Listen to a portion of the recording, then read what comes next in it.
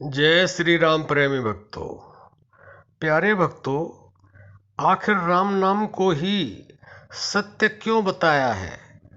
Video तक को अंत तक देखें।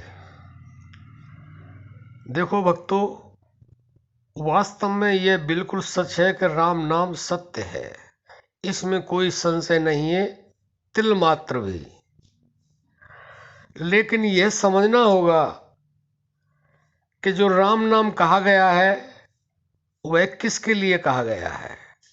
अगर यह कह दिया जाए कि राम नाम सत्य है और बाकी सब असत्य है, तो हिंदू लोग तो इसको सुन करके खुश होंगे, लेकिन जो और धर्म ग्रंथ वाले लोग हैं, मुस्लिम हैं, ईसाई हैं, पारसी, यहूदी वगैरह है, वह तो राम नाम को नहीं मानते।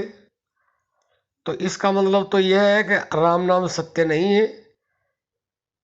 लेकिन सारी दुनिया, चाहे कोई माने या न माने, वास्तव में ही राम नाम सत्य है।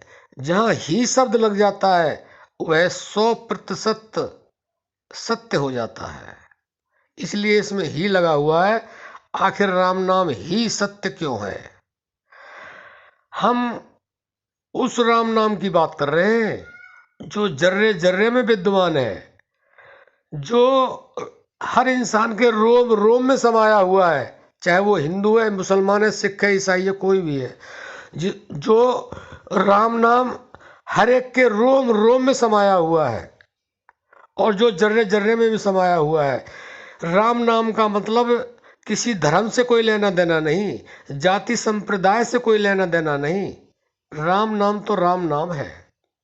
और राम नाम के लिए कुछ संतों ने तो ऐसा भी लिख दिया कि एक राम दशरथ का बेटा, एक राम घट घट में बैठा, एक राम का जगत पसारा, एक राम जो सबसे न्यारा। तो हम उस राम की बात कर रहे हैं जो सबके लिए है, किसी एक के लिए नहीं। और यह भी है कि वो जड़ में भी विद्यमान है और चेतन में भी विद्यमान है, और उसको हर इंसान अपने अंदर अनुभव कर सकता है। और हमारे ऋषि मुनि, संत महात्मा, पीर, पैगंबर जो भी हुए हैं, उन्होंने अपने अंदर ही अनुभव किया और इशारा किया, क्योंकि उसको वाणी से बताया नहीं जा सकता, इसलिए उन्होंने इशारा किया और अपने अपने अनुभव लिख कर के दिए, ताकि हम उनको पढ़ें और समझें और समझ करके अपने जीवन में उतारें। एक कथा के द्वारा हम आपको बताते हैं कि एक मनुष्य था, वह राम नाम जप किया करता था। राम नाम जप करते करते उसका शरीर वृद्ध हो गया, बुढ़ापा आ गया। बुढ़ापा आ गया तो उससे अपने कार्य स्वयं नहीं होते थे। पहले अपने कार्य वह स्वयं करता था, लेकिन अब वह मजबूर हो गया। अब उसके अपने पुत्र थे, तो उनसे कह कर के अपना कार्य कराता।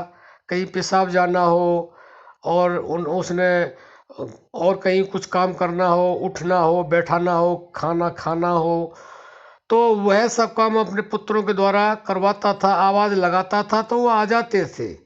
लेकिन इतना सभी मनुष्य जानते हैं कि जब व्यक्ति वृद्ध हो जाता है तो उससे सब परेशान हो जाते हैं।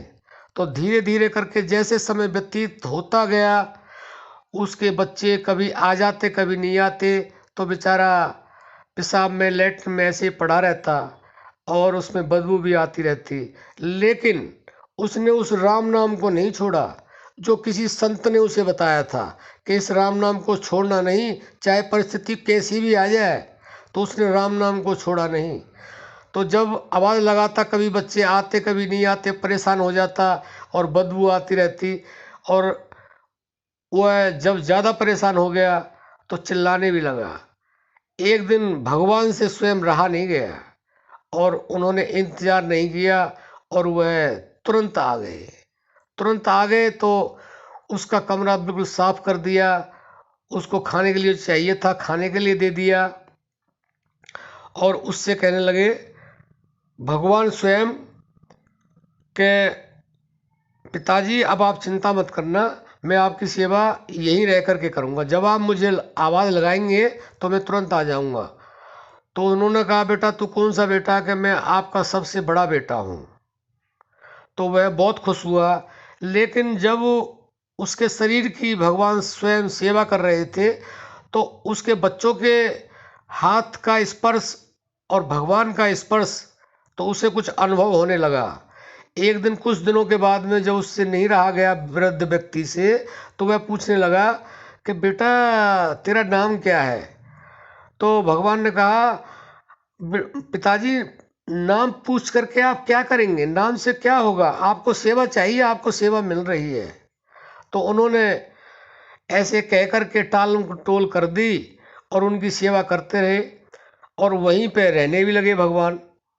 उस मनुष्य के कमरे में ही रहने लगे और जरा सी वो आवाज़ लगाता और तुरंत जो ना भगवान उसके बेटे के रूप में आते। एक दिन जब नहीं रहा गया वृद्ध व्यक्ति से, तो उन्होंने उसका हाथ पकड़ लिया कि नहीं नहीं, तुम मेरे बेटे नहीं हो, तुम कौन हो मुझे बताओ, मुझे यह जानने की जिज्ञासा उत्पन्न हुई है, नहीं तो मैं आपसे सेवा नहीं कराऊंगा। तो उन्होंने अपना दिव्य प्रकाश दिखाया और उसको बताया कि ऐसे ऐसे बात है, मैं आपका ही हूँ और आप मेरे हो, इसलिए मैं आपकी सेवा करता हूँ। और समय वैसे तो मैं हर जगह रहता हूँ, लेकिन प्रत्यक्ष रूप से मैं आपकी सेवा करने के लिए हाजिर हुआ हूँ। वह क्यों हुआ हूँ? क्योंकि आप मेरा नाम राम नाम जप करते हो और जो मेरा राम नाम जप करता है, मैं उसके साथ ही रह करके उसका प्रारब्ध कटवाता हूँ। तो वृद्ध व्यक्ति कहने लगा, जब प्रभु आप सर्व समर्थ हैं, तो मुझे इतना दुख क्यों मिल रहा है? तो उन्होंने समझाया, ये सब प्रारब्ध है, ये प्रारब्ध अगर नहीं कटेगा तो फिर आपको जन्म लेना पड़ेगा, फिर आपको भोग भोगना पड़ेगा, आपकी मुक्ति नहीं होगी। इसलिए मैं खुद अपने भक्त के प्रारब्ध को कटवाता हूँ, भक्त के साथ रह करके जो मेरा राम नाम जप करता है। तो वास्तव में ही आप यह समझ लीजिए, राम नाम ही सत्य है और राम नाम वह राम नाम है जो हर व्यक्ति के लिए है, हर जीवधारी के लिए है, जो हर जगह रमण कर रहा है। तो आशा करते हैं आपने समझ लिया होगा। उस राम नाम का आप अवश्य जाप करेंगे जो आपके रोम रोम में व्यापक है, उसको जानने का प्रयास करेंगे। अगर आपने उसको जान लिया और आप उस राम नाम का जाप करते रहे, तो आपको मुक्त होने से कोई रोक नहीं सकता और आपका प्रारब्ध इसी जन्म में कटेगा। ये हमारा अपना विश्वास है। अब हम अपनी वाणी को विश्राम देते हैं। जय श्री राम।